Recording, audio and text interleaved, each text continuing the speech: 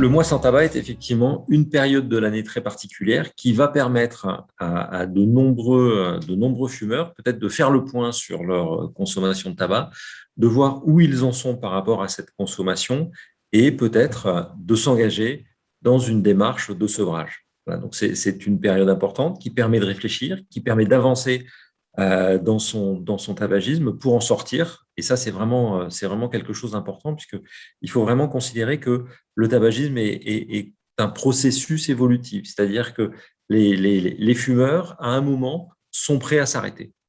Et c'est peut-être ce mois sans tabac qui va être le déclencheur et qui va permettre de passer ce cap et de rentrer dans cette logique de sevrage et dans cette logique de je veux m'arrêter.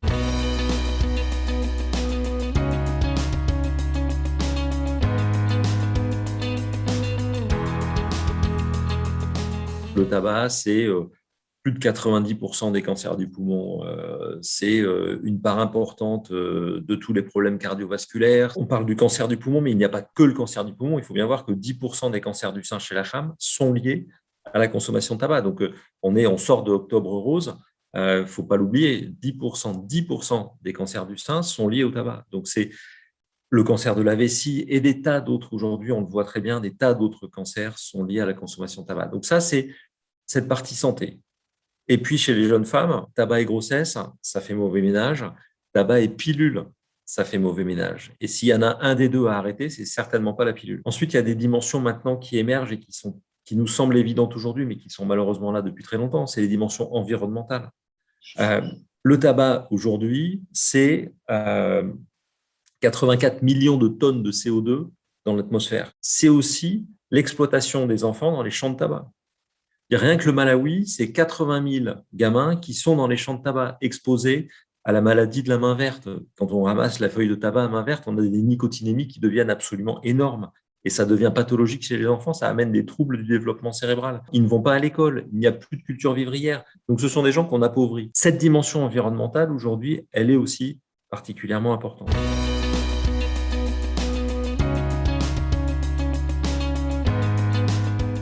Depuis maintenant 15-20 ans, on observe une diminution du cancer du poumon chez les hommes et ça, c'est lié à une baisse progressive, à une baisse régulière de la consommation de tabac chez les hommes depuis maintenant plusieurs années. Donc ça, c'est vrai. En revanche, le problème aujourd'hui, ce sont les femmes et le cancer du poumon chez la femme. L'industrie du tabac a véhiculé, construit une image de liberté et d'émancipation autour du tabac.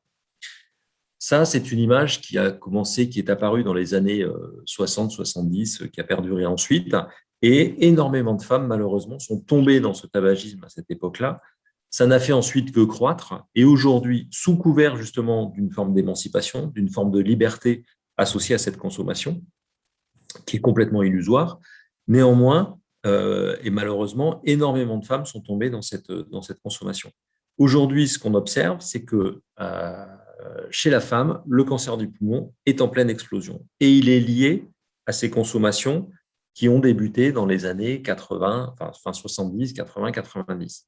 Et aujourd'hui, donc, le cancer du poumon va prendre le pas sur le cancer du sein en termes de mortalité chez la femme.